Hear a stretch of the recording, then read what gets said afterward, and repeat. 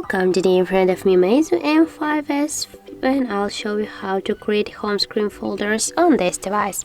So just hold for a while the application and drag this application to the another application, and as can you see, we got here the new tools folder on our device. Just if you wanna add here one more application by the same way, just hold for a while and drag it here to the folder. We can rename this folder.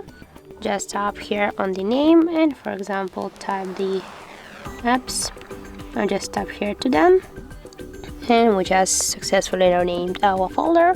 Also, we can just move this folder here on the screen, for example, by this way. Just hold for a while and move to the section, to the position where we want to add the widget, the folder. Also, you can move this folder between the screens, so create a new screen. So that's really easy. And also, if you want to just remove the application from the folder, hold for a while and drag it to your home screen by this way. And that's how it looks. If you find this video helpful, remember to leave a like, comment and subscribe our channel.